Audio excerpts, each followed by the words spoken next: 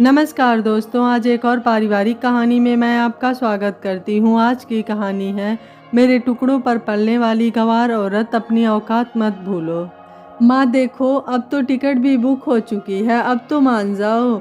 यह बोलते हुए नुपुर का 16 वर्षीय बेटा शुभम अपनी माँ को मोबाइल पर ही कंफर्म टिकट दिखाता है।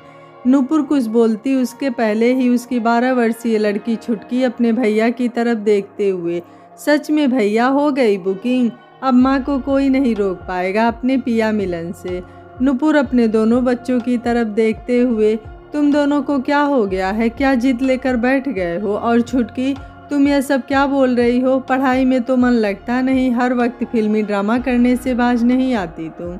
शुभम खुशी से एक बार माँ की तरफ और एक बार छुटकी की तरफ देखते हुए, माँ कितना अच्छा लगेगा पापा को जब वो तुम्हें अपनी शादी की 20वीं सालगिरह पर अचानक से अपने दरवाजे के पास देखेंगे।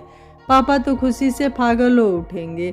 हमारा यह सरप्राइज गिफ्ट पापा को कितना पसंद आएगा। तभी ड्रामेबाज छुटकी, वाह रोमांटिक सीन, बिल्कुल यश चोपड़ा की फिल्मों की तरह। माँ, पापा जैसे ही दरवाज़ा खोलेंगे ना, तुम सरप्राइज बोलना पापा को। काश पापा भी यह सॉन्ग करते। मिले हो तुम हमको बड़े नसीबों से, चुराया है मैंने किस्मत की लकीरों से। छुटकी और शुभम की बातें सुन नुपुर, तुम दोनों को शर्म नहीं आती? माँ के सामने ऐसा बोल रहे हो? इसमें शर्म की क्या बात है, आजकल तो प्यार खुल्लम खुल्ला होता है। नुपुर अपने पुराने दिनों को याद करते हुए, प्यार तो हमारे ज़माने में होता था, तीर नज़रों से चलती थी, घायल या दिल होता था। तभी शुभम ने कहा, वाह माँ, क्या फिल्मी अंदाज में बोल रही हो, तुम अपनी इतनी अच्छी फीलिंग्स कहाँ छुपा कर रखती थी? शुभम की बातें सुन अपनी भावनाओं को संभालते हुए नुपुर बात को घुमाते हुए, तुम दोनों यह क्या लेकर बैठ गए? तुम सब जानते हो कि तुम्हारी दादी जी और दादाजी की तबीयत बिगड़ी रहती है, कैसे छोड़ जाऊं मैं तुम सबको? शुभम ने कहा, माँ कौन सा तुम साल भर के लिए जा रही हो, बस 1 महीने की ही तो बात है। यह लम्हा सिर्फ तुम और पापा के लिए है, जो एक साथ गुजारेंगे, न कोई परिवार और न कोई जिम्मेदारी, बस तुम और पापा, तुम्हारे साथ बस कुछ पल जो सिर्फ तुम दोनों के होंगे। तभी नुपुर की सास, जो कुछ दिनों से ही देख रही थी कि दोनों बच्चे अपनी माँ को उनके बेटे के पास भेजना चाहते हैं, मान जाओ नुपुर, चली जाओ, मैं यहाँ संभाल लूँगी। नुपुर कुछ बोलती उसके पहले ही उसके मुंह पर हाथ रखते हुए शुभम, माँ 2 दिन बाद की बुकिंग है, तैयार रहना। नुपुर अपने मुंह से शुभम का हाथ हटाते हुए बोली, इतनी जल्दी? तुम दोनों भी ना सोचने तक का भी समय नहीं देते। शुभम अपनी मोबाइल की तरफ देखते हुए, माँ इस टेक्नोलॉजी के ज़माने में सिर्फ मोबाइल को ही सोचने दो, तुम बस तैयारी करो जाने की। अब तो सबकी बातें सुन नुपुर का मन भी अपने पति मनीष की तरफ छूट रहा था। उसके पसंद के मोतीचूर के लड्डू बनाने लगी। नुपुर के हाथों से बने मोतीचूर के लड्डू मनीष को बहुत पसंद है। मनीष की नौकरी दूसरे शहर में है, अच्छी पैकेज मिलती है मनीष को वहाँ। यहाँ उसका पुश्तैनी मकान है, जहाँ वो अभी मनीष के माता पिता और अपने बच्चों के साथ रहती है। जब नुपुर ब्याह कर आई तो इसी पुश्तैनी घर में उसका स्वागत हुआ। मनीष के साथ वो कभी वहाँ जा ही नहीं पाई। सास ससुर की देखभाल और फिर शुभम और छुटकी का जन्म, बस धीरे धीरे यही दुनिया बन गई उसकी। मनीष हर महीने अकाउंट में पैसे भेज दिया करता है, उसी पैसे से नुपुर घर का खर्च चलाती थी। 4-5 महीने में मनीष का आना बस 2 दिन के लिए ही होता था। उस 2 दिन में भी सब उसे घेर कर बैठे रहते। नुपुर और मनीष बहुत कम ही मिल पाते थे। आज नुपुर पूरे मन से तैयारी कर रही थी मनीष के पास जाने की। शुभम उसे ट्रेन में बिठा दिया, एक बच्चे की तरह उसे पूरे रास्ते का डिटेल्स दे रहा था, क्योंकि अब अपनी माँ को इतनी दूर भेजना, वो भी अकेले में, एक डर उसे भी सताने लगा। नुपुर ने कहा, शुभम मैं बच्ची नहीं हूँ, वहाँ जाकर तुम्हें फ़ोन करती हूँ। माँ मैंने एड्रेस तुम्हारे मोबाइल पर सेंड कर दिया है, ठीक वहीं जाना। नुपुर शुभम की बेचैनी समझ रही थी। इतनी दूर नुपुर को अकेले भेजने की जिद तो शुभम ने की ही थी, लेकिन अब उसकी माँ वहाँ ठीक से पहुँचेंगी कि नहीं, इस डर से अब वो परेशानी में आ गया। शुभम की आंखों के सामने से उसकी माँ की ट्रेन छूटने लगी। अब नुपुर भी खुश था। ट्रेन की खिड़की से ठंडी हवाओं के साथ उसके बीते हुए पल भी उसके साथ जाने लगे। आज भी वो पल उसी तरह सजे हुए हैं जैसे नुपुर ने सजाए थे। इतने सालों में अब नुपुर और मनीष इतने दिन एक साथ रहेंगे। टाइमिंग देख नुपुर अंदाज़ा लगा चुकी थी कि जब वो मनीष के घर पहुंचेगी तो वो घर में ही होंगे। रात भी नुपुर के आंखों में ही कट गए। सुबह 6:10 बज रहे थे कि शुभम का कॉल आया। माँ, अब उतरने का समय हो गया है, तुम देख कर उतरना, एक ऑटो कर उस एड्रेस पर चली जाना। शुभम, तुम टेंशन मत लो बेटा, मैं वहाँ पहुँचकर तुम्हें फ़ोन करती हूँ। ऑटो पकड़कर नुपुर उस पते पर पहुँच गई। धीरे धीरे दरवाजे तक पहुँची बेल बजाने के लिए। नुपुर ने अपना हुलिया अपने हाथों से ही ठीक करने लगी। ठीक करते ही उसने बेल बजा दिया। एक बार बजाया तब भी मनीष ने आकर दरवाज़ा नहीं खोला। फिर उसने बेल को बजाया। कुछ देर में ही एक औरत जो चूड़ीदार पहनी हुई थी दरवाज़ा खोला। फिर अपने बालों का खोपा करते हुए नुपुर से पूछने लगी, किससे मिलना है? नुपुर ने फ़ोन पर एड्रेस को दिखाते हुए, जी मनीष पांडे का घर यही है। वो औरत ने कहा, जी यही है, क्या काम है आपको? नुपुर, जी आप कौन? उस औरत ने अपना परिचय देते हुए कहा, जी मैं उनकी पत्नी हूँ। नुपुर जो यह सब सुनकर भी यकीन नहीं कर पा रही थी। तभी कमरे से कोई, काजल जल्दी आओ यार, कौन आया है? वो औरत जिसका नाम काजल था वहीं खड़े जोर आवाज़ों से, सुनिए जी ज़रा बाहर आइए, कोई मिलने आया है आपसे। काजल के इतना बोलने से ही नुपुर की नज़र भीतर की तरफ हटक गई, यह सोचकर कि वह कोई और मनीष है। लेकिन किस्मत तब खराब निकली जब उसके सामने उसका पति खड़ा था। मनीष नुपुर को देखते ही, तुम? बस इतना ही कह पाया था कि उसके मोबाइल पर किसी का फ़ोन आता है। फ़ोन पर नाम देखकर ही मनीष का चेहरा बता रहा था कि वह फ़ोन शुभम का ही है। मनीष को फ़ोन कट करते देख नुपुर बिना कुछ कहे वहाँ से निकल पड़ी। किस गली जाना है अब यह उसे पता नहीं था। आंसुओं की धारा जो कहीं भी टपक पड़ती है उसे अपने आंचल से पोंछते हुए उस ओर जा रही थी जहां उसके कदम लिए जा रहे थे। अंत में एक सुनसान जगह देख नुपुर बैठ गई। 2 पल बैठ शांति से कुछ देर सांस लेना चाहती थी, लेकिन शुभम का फ़ोन था कि बजे ही जा रहा था। नुपुर की हिम्मत नहीं थी कि कुछ बता सके उसे, लेकिन बात तो करनी ही थी। उसे अपने आंसुओं को पोंछ अपने बोतल से पानी निकाल पीकर अपने गले की आवाज़ को नॉर्मल करते हुए फ़ोन रिसीव करती है। शुभम ने कहा, क्या माँ, फ़ोन क्यों नहीं उठा रही हो? सॉरी माँ, मेरी वजह से तुम्हें परेशानी हो रही है। मुझे ऐसा सरप्राइज़ नहीं देना चाहिए था पापा को। पापा से अभी बात हुई, वो तो दूसरे शहर गए हैं काम से। माँ, तुम जो भी टिकट मिले फ़ौरन चली आओ उससे। माँ, मुझे बहुत टेंशन हो रही है। नुपुर ने बस शुभम की बातों पर हाँ और हूँ ही कर पाई। गले से उसकी आवाज़ ही नहीं निकल रही थी। शुभम ने तो फ़ोन कट कर दिया, लेकिन कुछ देर पहले जो उसे सरप्राइज़ मिला उसे वो कैसे भूलती। कितनी आसानी से मनीष ने भी झूठा बहाना बना दिया, लेकिन वो क्या करेगी, कहाँ जाएगी। एक सरप्राइज़ देने आई थी मनीष को अपने 20वीं सालगिरह पर, लेकिन यहाँ तो मनीष ने उसे रिटर्न सरप्राइज़ दे दिया था। उसे इतने सालों में कभी भी मनीष की बातों से यह नहीं लगा था कि उसकी एक अलग दुनिया भी है, लेकिन वो जिससे जुड़ी है वो भी तो मनीष की ही दुनिया थी। तो फिर मनीष ने ऐसा क्यों किया? मनीष का मन उससे उब चुका था तो कभी बताया क्यों नहीं? आज मनीष की बेवफाई की सज़ा वो किसको दे? अपने सास ससुर को, उस सास ससुर को जिसके साथ रहते रहते इस 20 सालों में एक गहरा रिश्ता जुड़ चुका था। घर परिवार बच्चों को चलते चलते नुपुर जिम्मेदारी में खोने लगी। कभी खुद पर ध्यान ही नहीं दिया। हर कोने से मोटापा बढ़ रहा था, लेकिन मनीष को तो कुछ और चाहिए था जो उस काजल में है।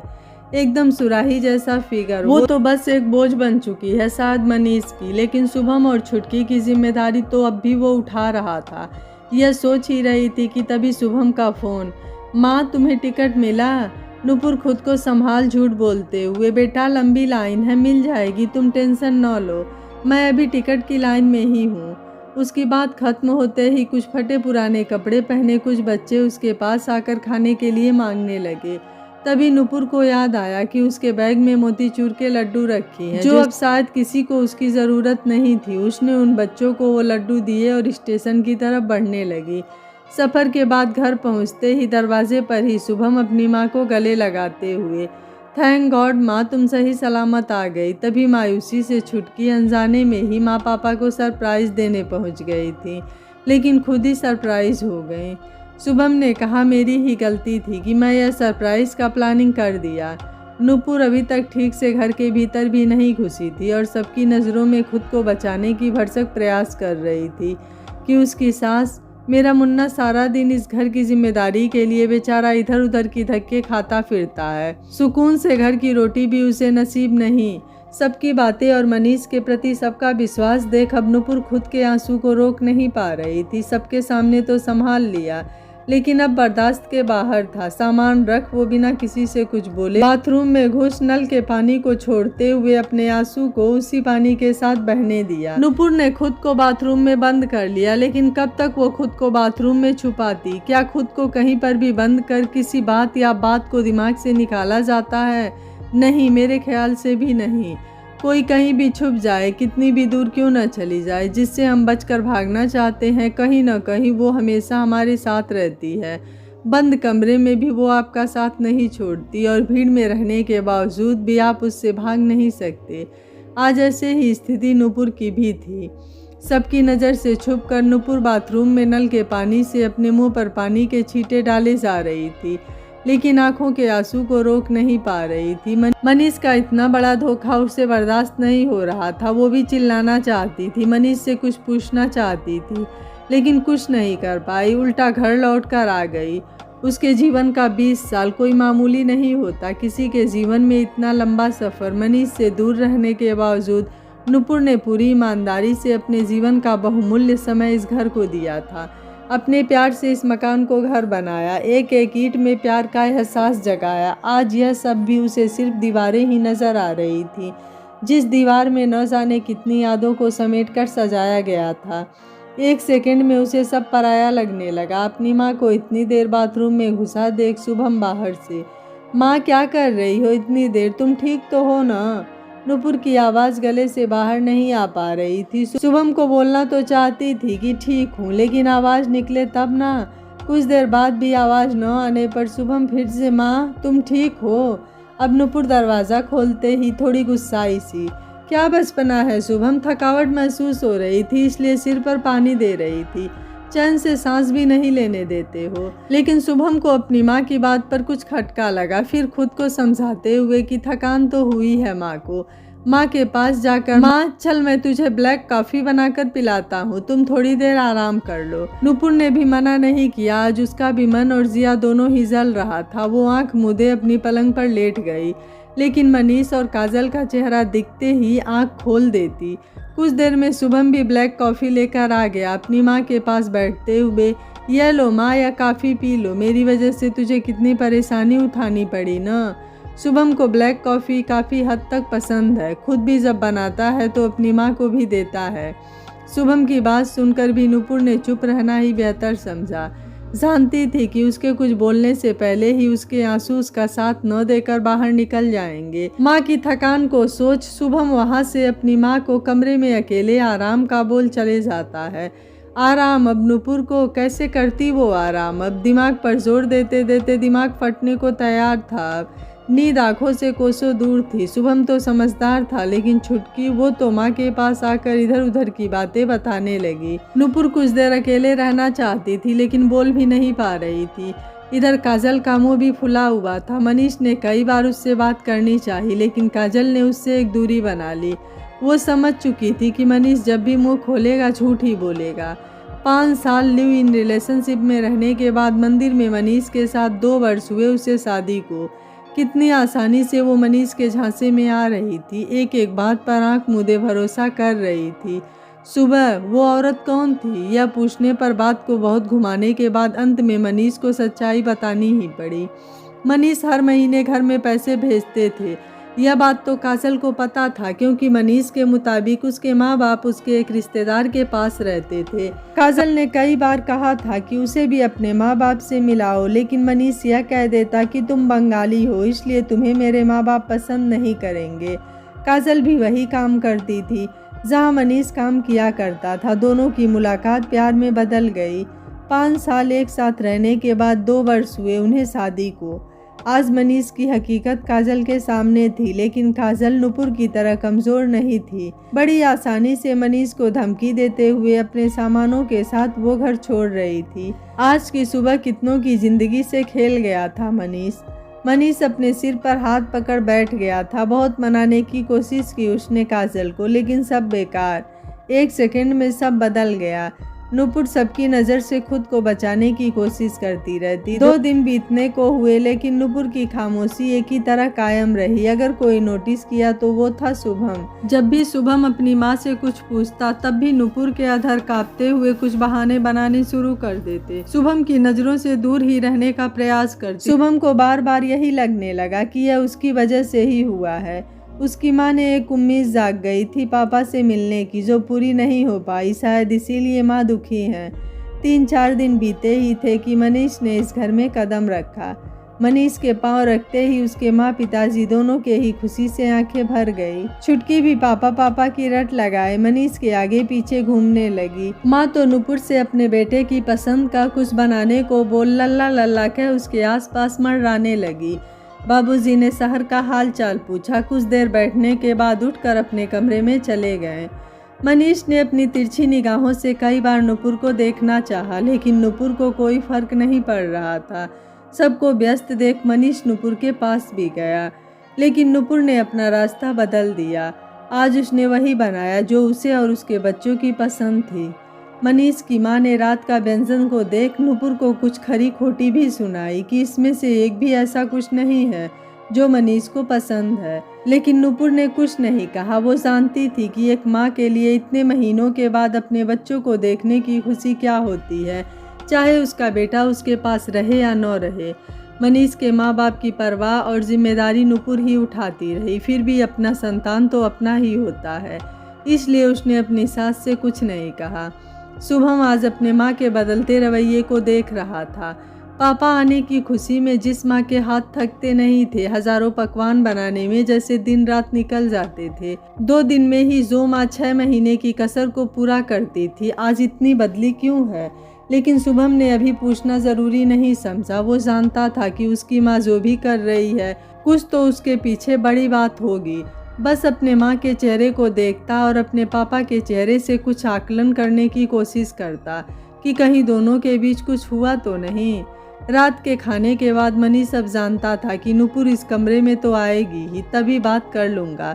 लेकिन नुपुर के मन मस्तिष्क में कुछ और चल रहा था। मनीष कमरे में नुपुर का वेट कर रहा था। छुटकी भी अपनी दादी के पास चली गई सोने। उसे दादी के पास ही सोना अच्छा लगता है। दादी के पास उसे हजारों किस्से कहानियाँ सुनने को मिलती हैं। और सबसे बड़ी बात, दादी अपने हाथों से छुटकी के सिर पर अपनी उंगलियों से हाथ फेरती है, जो छुटकी को बहुत पसंद है। शुभम भी अपने कमरे में जाकर पढ़ाई करने लगा। नुपुर भी रसोई पर बिखरे बर्तन को धो रसोई साफ करने लगी। सब काम निपटा कर नुपुर शुभम के कमरे में जाकर, शुभम मैं आज यहीं सोना चाहती हूँ। यह सुनकर शुभम ने अपने माँ के तरफ चेहरा कर कहा, क्यों माँ, क्या हुआ? पापा से कुछ अनबन हुई क्या? इतने बोलने की देर थी कि नुपुर के आंख झलझल करने लगे। शुभम उसके पास आकर, माँ बता ना, कुछ बात तो है जो तुम हम सबसे छुपा रही हो। क्या बात है माँ, बताना। नुपुर ने अपने कांपते होठ को दबा आंसुओं को रोकने की कोशिश करते हुए, शुभम मुझे सोने दे, लाइट ऑफ कर दे बेटा, सिर दर्द से परेशान हूँ। शुभम अपनी माँ की दशा देख तो रहा था लेकिन कुछ समझ नहीं पा रहा था। उसने माँ का कहना मान लाइट ऑफ तो कर दी, लेकिन नींद न नुपुर को थी, न शुभम को, न मनीष को। उधर उस कमरे पे घड़ी की सुइयां देखता तो कभी दरवाजे की तरफ देखने में ही मनीष लगा था। बहुत देर के बाद भी जब नुपुर नहीं आई तो मनीष ने उसे कमरे से बाहर खोजने लगा। कभी रसोई में देखता तो कभी बाथरूम की तरफ जाने लगा। उसकी माँ के कमरे में तो नुपुर जाएगी नहीं, तो उसे अंदाज़ा हो गया कि नुपुर शुभम के कमरे में है। उसकी हिम्मत नहीं है कि वो नुपुर को बुलाए। शुभम के कमरे में नुपुर अपने आंचल को अपने मुंह में दबाए रखी थी कि कहीं उसकी सिसकियां शुभम न सुन ले। आज मनीष को देख उस दिन के घाव में फिर दर्द होने लगे। अब तक शुभम भी अंदाजा लगा चुका था कि माँ को कुछ तो हुआ है। वो बात भी बहुत बड़ी है। आज जो माँ उसको दिख रही थी उसने कभी ऐसा रूप माँ का नहीं देखा था। नुपुर के पास हजारों सवाल थे जिसका जवाब उसे चाहिए था। मनीष ने उसका भरोसा तोड़ा था। वो इस घर में अब रहना नहीं चाहती थी। मनीष जो दूर से उसकी और उसके बच्चों की जिम्मेदारी एक बोझ लिए उठा रहा था, उस बोझ का बोझ अब नुपुर भी उठा नहीं पा रही थी। शुभम और छुटकी के भविष्य का सोच वो कुछ निर्णय लेने में जल्दबाजी नहीं करना चाहती थी। इस उम्र में उसे कौन नौकरी देखा, उसका जीवन तो रसोई में ही आधा गुजर गया। इन दोनों बच्चों के साथ वो कहाँ भटकेगी। मायके में जाकर अपने सम्मान को भी खोना नहीं चाहती थी। जानती थी कि मायका 2 दिन के लिए ही ठीक रहता है। शादी के बाद पति को छोड़ बच्चों के साथ वहाँ रहना भी मुश्किल हो जाएगा। इन सब के बारे में सोचते हुए भी आज मनीष को सामने देखकर उसे कुछ एहसास नहीं हो रहा था। 20 साल का साथ, 20 साल का प्यार, 20 सालों का एक दूसरे पर भरोसा, जैसे इन हाथों से सब रेत की तरफ फिसलने लगा। हजारों सवाल थे नुपुर के मन में। इस सवाल के दर्द का जवाब भी अब उसे ही खोजना था। माँ को करवटें बदलते देख शुभम को अंदाज़ा हो रहा था कि उसकी माँ की आंखों में नींद नहीं है। कुछ बात है जो माँ को परेशान कर रही है, लेकिन माँ अभी उसे बोलने के लिए तैयार नहीं है। जैसे तैसे रात गुजर गई। रोज की तरह आज भी नुपुर के दिन की शुरुआत रसोई से ही हुआ। मनीष जानता था कि नुपुर घर में सबसे पहले उठती है। रात से इसी समय का भी वेट कर रहा था। मनीष नुपुर के पास जाकर, नुपुर नाराज हो मुझसे, लेकिन नुपुर के कान के दरवाजे भी बंद हो चुके थे। मनीष ने 2-3 बार उसे पुकारा, लेकिन नुपुर अपने नित्य कर्म के काम को करने में लगी थी। 2 दिन हो गए मनीष को आए, लेकिन नुपुर से उसकी एक भी बात नहीं हो पाई। मनीष जानता था कि नुपुर अभी गुस्से में है, इसलिए सुन नहीं रही है।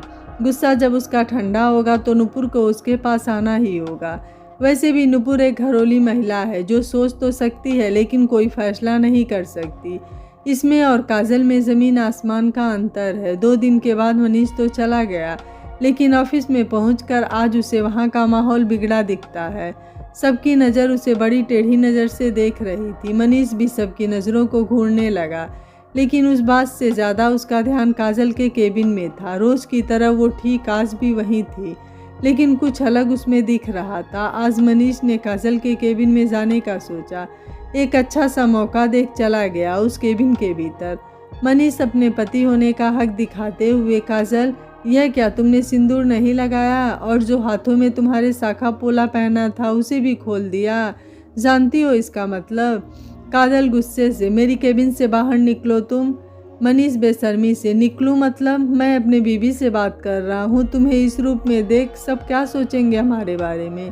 क्या सोचेंगे? जिसने भी मुझसे पूछा मैंने सबको बता दिया तुम्हारी असलियत। तुम एक धोखेबाज हो, यह सब जान गए हैं। अब मनीष को समझ आया कि उसे क्यों ऑफिस में सब ऐसे घूर रहे थे।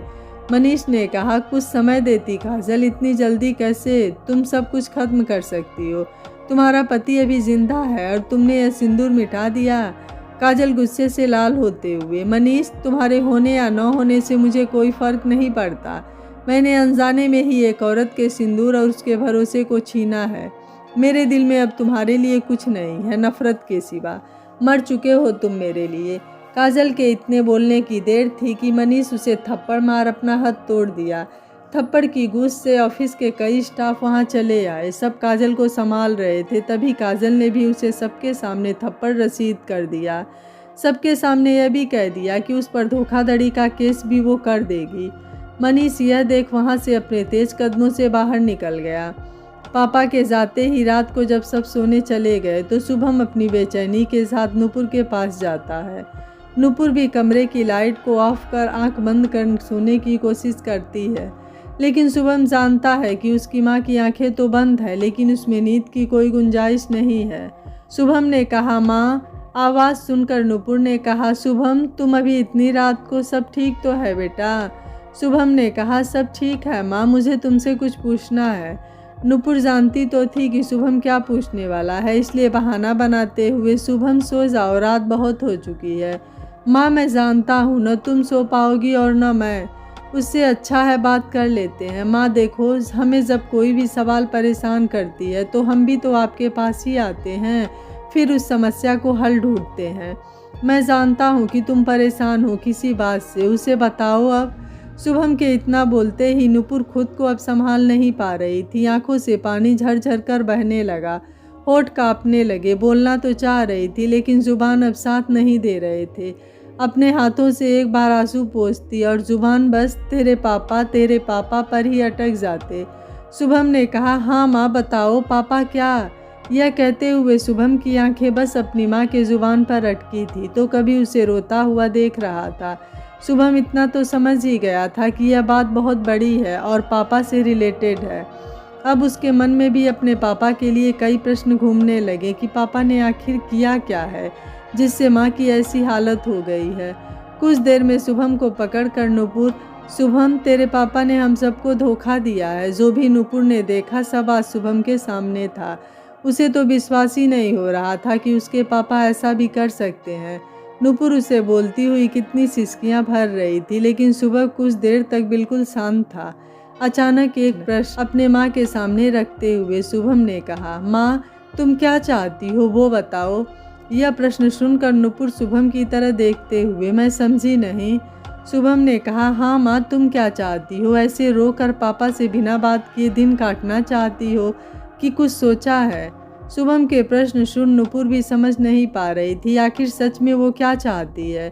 लेकिन आज शुभम की बातें सुन अपनी बात रखते हुए नुपुर ने कहा, शुभम मैं अब तेरे पापा के साथ नहीं रहना चाहती, लेकिन तेरे दादाजी और दादी जी से भी एक गहरा रिश्ता है मेरा। उन्हें सच्चाई कैसे बताऊं? उन्हें छोड़ जाना भी तो आसान नहीं है। इन दोनों की बातें कोई था जो सुन रहा था। अपने बेटे की धोखेबाजी और बहू का उसके प्रति प्यार और विश्वास सब उनकी आंखों के सामने था। नुपुर रोते हुए, शुभम मुझे तो कुछ भी नहीं आता जिससे मैं तुम सबकी जिम्मेदारी उठा सकूं। मैं क्या कर सकती हूँ बता। शुभम के पास अभी इसका जवाब नहीं था। कुछ बात कुछ फैसलों के साथ अधूरी रह गई दोनों के बीच। रोज की तरह नुपुर सुबह अपने कामों में व्यस्त थी। अब नींद गायब थी तो शुभम की, क्योंकि वो अपने माँ को उनके आत्मविश्वास और आत्मसम्मान की लड़ाई में उसका साथ देना चाहता था। लेकिन उसकी उम्र ही इतनी छोटी थी कि वो कुछ नहीं कर सकता था। काजल के रवैये को देख नुपुर का भरोसा जीतने की कोशिश करने फिर से मनीष घर आने का सोचा। काजल ने एक झटके में ही अपनी ज़िंदगी से उसका वजूद खत्म कर दिया। उसको नुपुर पर पूरा भरोसा था कि वो काजल की तरह नहीं है, बहुत सोच विचार कर फैसला लेती है। मेरे पास आने को छोड़ उसके पास कोई रास्ता नहीं है। जब वो घर पहुंचा तो उसकी माँ ने तो उसकी थकान देख उसे अपने आंचल से उसके पसीने पोंछने लगी। लेकिन उसके पिताजी को मनीष का आना पसंद नहीं आया, क्योंकि रात को उसके पिताजी ने ही अपनी बहू और पोते की बात सुन ली थी। मनीष की नज़र अब नुपुर के चेहरे पर थी। उसकी मांग अब भी सजी हुई थी लाल सिंदूर से। यह देख मनीष के चेहरे से एक अहंकार की हंसी साफ झलक दिख रही थी। मनीष को देख शुभम और नुपुर दोनों ने ही एक दूसरे को देख रहे थे। उनके मनोभाव को देखते हुए उसके ससुर मनीष से यहाँ आज फिर अचानक आने की वजह। मनीष ने झूठ का सहारा लेते हुए कहा, बहुत दिन हो गए अपने परिवार से दूर रहा हूँ। अब कुछ समय अपनी पत्नी और बच्चों को देना चाहता हूँ। लेकिन उसके ससुर ने गुस्साई भरी नज़रों से नुपुर का साथ देते हुए कहा, कितनी सफाई से तुम झूठ बोल जाते हो। मेरा बेटा इतना नालायक निकलेगा कभी सोचा नहीं था मैंने। मनीष की माँ अपने पति की बातों पर गुस्सा होते हुए कहा, काहे को हमारे मनीष को नालायक बता रहे हो? दिन रात वो अपना खून पसीना जलाता है, 2 वक्त घर की रोटी उसे नसीब नहीं होती। अब जब वो हम सबके साथ रहने आया है तो तुम सब ऐसा व्यवहार क्यों कर रहे हो? ससुर ने सबके सामने ही मनीष की असलियत सबको बता दिया। शुभम और नुपुर को समझ नहीं आया कि उन्हें कैसे पता चला। तब उसने रात वाली सब घटना बताने लगे कि उसने उन दोनों की बातों को सुन लिया था। मनीष भी कम नहीं था। आज उसने फिर घटियापन का परिचय देते हुए सबके सामने अपने बाबूजी से कहा, बाबूजी आप इस गंवार औरत का पक्ष ले रहे हैं। इसे तो घर में बैठ मगरमच्छ के आंसू बहाना ही आता है। आप भी शायद भूल रहे हो कि मैं आपका सगा हूँ या नहीं। मनीष के पिताजी ने कहा, यह तो मेरी किस्मत है कि तुम मेरे सगे बेटे हो, शायद इसलिए अब तक यहीं खड़े हो। कोई और होता तो धक्के मारकर बाहर कर देता। मनीष झुंझलाते हुए, आपको अब यह प्यारी हो गई? मनीष के पिताजी ने कहा, प्यारी तो वो शुरू से ही थी, इसलिए तो उसे इस घर की बहू बनाया था। मनीष ने अहंकार से कहा, लेकिन खर्चा तो मैंने उठाया ना इस परिवार का। मनीष के पिताजी ने कहा, मनीष सोच समझकर बात बोला करो, मुझे अब भी पेंशन मिलती है। तुम जो भेजते हो जरा बहू से पूछना तो, उससे क्या सब सही से चल जाता है? कितनी बचत से वह इस घर का खर्चा चलाती है। मनीष अपनी माँ की तरफ देखते हुए, माँ देख रही हो पिताजी कैसे बातें कर रहे हैं, इस औरत की तरफदारी कर रहे हैं। मनीष की बातें सुन नुपुर ने शुभम को छुटकी के साथ बाहर जाने को कहा। शुभम के गर्म खून को नुपुर पहचानती थी। अपनी माँ के बारे में अब शब्द सुन उसका खून भी खौल उठेगा।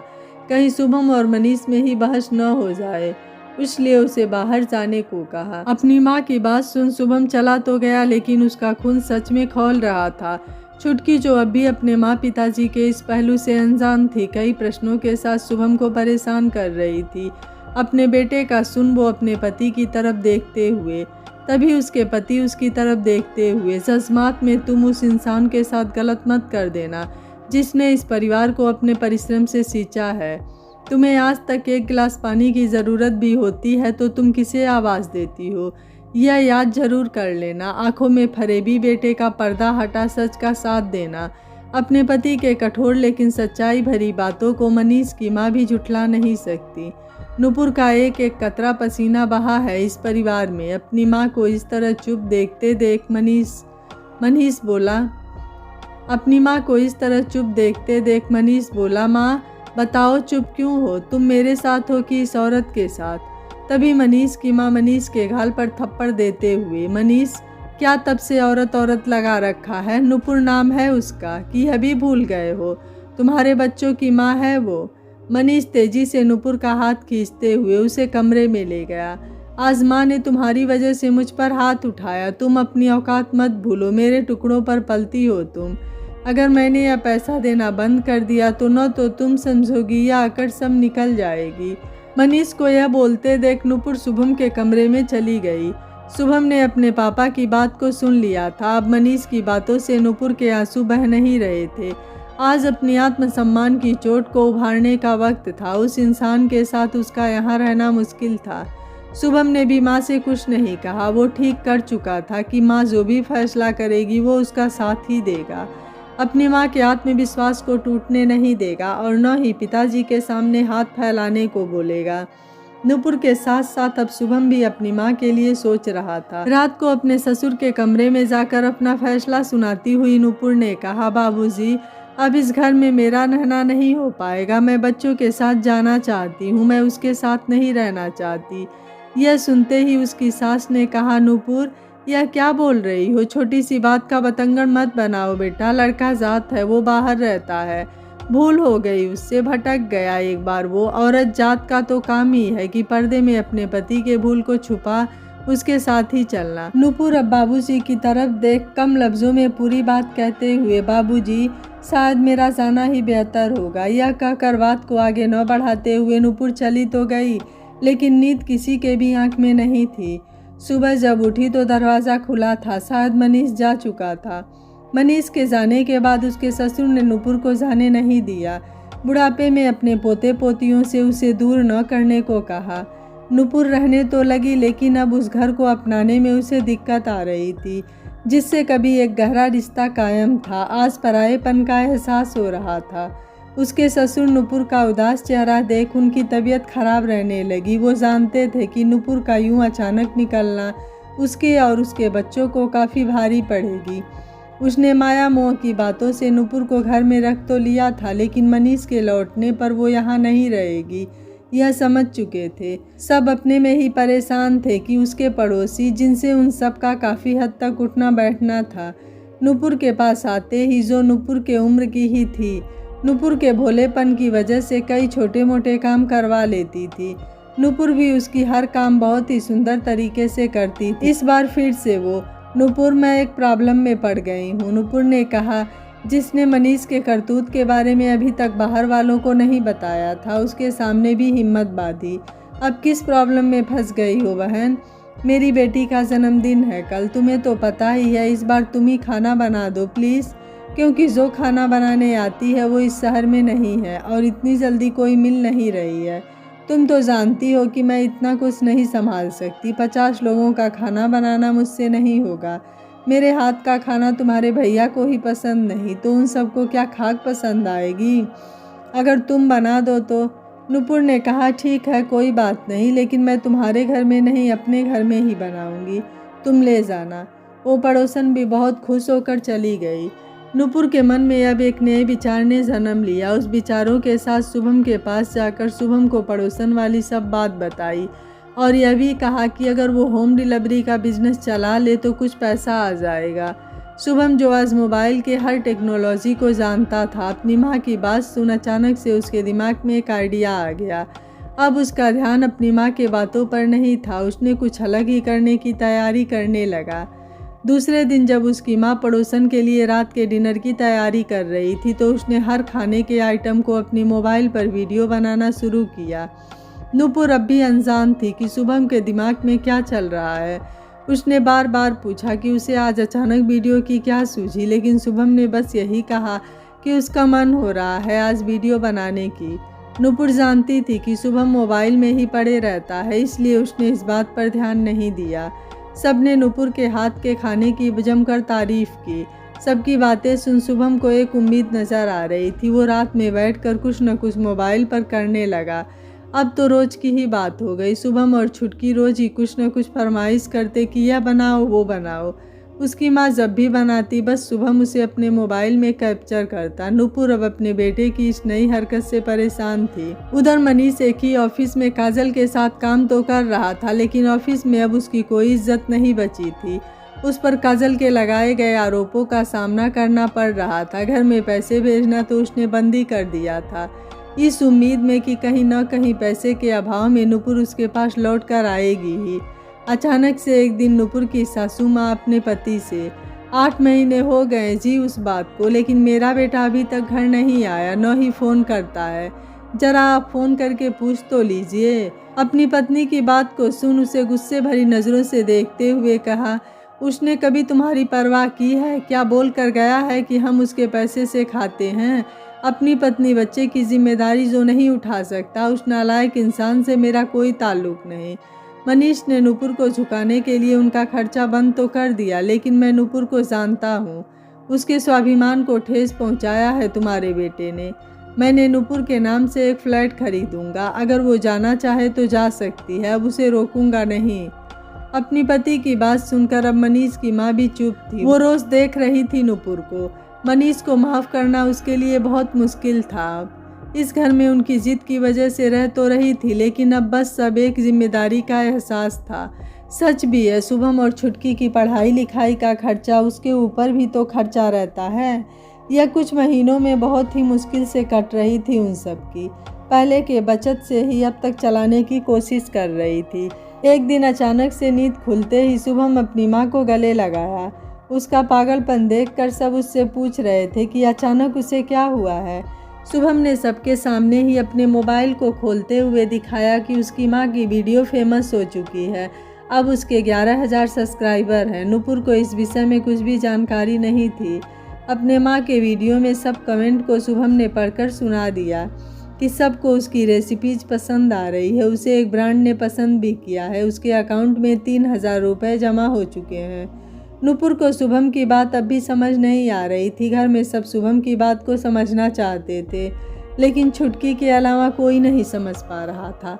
तब शुभम ने बताया कि वो मम्मी की रेसिपी भारतीय व्यंजन का वीडियो बनाता था और उसे यूट्यूब फेसबुक पेज पर पोस्ट करता था। शुरू में इसलिए नहीं बताया कि पहले उतनी चल नहीं रही थी। इसको पॉपुलर होने में समय लगता है। इन 9 महीनों में यह गाड़ी चल पड़ी। अगर माँ इसी तरह वीडियो बना गई, नई रेसिपी यूट्यूब चैनल पर पोस्ट करेंगी तो माँ को इसके लिए पैसे मिलेंगे। आज माँ के अकाउंट में 3,000 आए हैं। अगर इसी तरह पसंद करने लगे तो 25 से 30,000 भी हो जाएंगे। इतना बोलने की देर थी कि नूपुर के आंसू बहने लगे। उसे उम्मीद नहीं थी कि वो भी कुछ कमा सकती है, लेकिन शुभम ने उसके रास्तों में एक उम्मीद जगाया है। आज छोटी रकम ही सही, लेकिन यह उसकी खुद की थी। खुशी के आंसू बहते देख शुभम ने उसे गले लगा लिया। आज 2 वर्ष होने को है। नूपुर जो काफ़ी टाइम से अब वीडियो बना रही है, अब खुद मोबाइल में व्यस्त रहती है। उसने भी बहुत कुछ सीखा उससे, जिसकी वजह से अब पहले और अब की नूपुर में काफ़ी बदलाव आए हैं। नूपुर का पहनावा, उसका आत्मविश्वास पहले की अपेक्षा काफ़ी हद तक बढ़ चुका है। नूपुर इस घर का खर्चा अब अच्छी तरह से चला रही है। शुभम और छुटकी की पढ़ाई भी अपने हिसाब से आगे बढ़ रही थी। फिर एक दिन दरवाजे पे दस्तक देख सबको हैरानी हुई। नूपुर ने भी दरवाज़ा खोला। नूपुर के बदलाव देख मनीष की आंखें फटी की फटी रह गईं। जिस नूपुर को वो जानता था और इस नूपुर के चेहरे और पहनावे में काफ़ी अंतर है। नूपुर ने जैसे ही देखा कि सामने मनीष है तो वो अपने कमरे में चली गई। मनीष की हालत बिगड़ चुकी थी। दुबला पतला शरीर, आंखें धंस चुकी थी। अपने बेटे की इस स्थिति को देख उसकी माँ उसे अपने कमरे में ले गई। जहाँ मनीष को देख उसकी माँ की आंखें नम थी, तो वहीं अपने माँ के उजरे मांग को उसे समझते देर न लगी कि उसके बाबूजी नहीं रहे। उसकी माँ ने बताया कि उसने जो नुपुर के साथ किया, उस सदमे को वो सहन नहीं कर पा रहे थे। उस गम के साथ उसने दुनिया भी छोड़ दिया। नुपुर तो कब का घर छोड़ देती, लेकिन मुझे अकेले कैसे छोड़ती। तेरी गलती की वजह से तेरे बाबूजी ने अपना सब कुछ नुपुर के नाम कर दिया है। लेकिन आज मनीष को इस बात का अफसोस नहीं था। उसके पास कुछ नहीं है, क्योंकि उसे अब अपनी गलती का एहसास हो चुका था। काजल ने उसे पूरी तरह से बर्बाद कर दिया था। न नौकरी रही न इज्जत। कई महीने जेल के सलाखों के पीछे गुजार कर आया है मनीष। आज वो बहुत ही शर्मिंदा है कि उसकी वजह से सब कुछ बर्बाद हो गया। नुपुर जानती थी कि अपने बेटे की चाहत एक माँ कैसे भूल सकती है। अब उसका बेटा आ चुका है। अब इस घर में उसकी कोई ज़रूरत नहीं है। शाम को शुभम और छुटकी के आने के बाद नुपुर ने उस घर को छोड़ने का फैसला लिया। उसकी सास यह सुनकर, नुपुर, मैं जानती हूँ कि तुम मनीष को माफ़ नहीं कर सकती। अब मैं तुम्हें रोकूंगी भी नहीं, लेकिन अपने बाबूजी का आशीर्वाद लेती जाओ। नुपुर समझ नहीं पा रही थी कि उसकी सास क्या बोलना चाहती हैं, लेकिन उसने एक चाबी नुपुर के हाथ में रख दिया, यह कहकर कि बाबूजी ने तेरे लिए एक फ्लैट खरीदा था और उनकी इच्छा थी कि कभी मनीष के आने के बाद अगर तुमने घर छोड़ा तो तुम उस फ्लैट में रह सकती हो। नुपुर ने नम आंखों से अपने उस घर और सास से विदा ली। मनीष उसे पीछे से देखते रह गया, लेकिन उसे आज रोकने की हिम्मत उसमें नहीं थी। यह कहानी आपको कैसी लगी, आप मुझे अपनी राय कमेंट बॉक्स में ज़रूर दीजिएगा। वीडियो पसंद आया है तो वीडियो को लाइक, शेयर एंड चैनल को सब्सक्राइब कर लीजिएगा। Thank you for watching. मिलते हैं अगली कहानी में।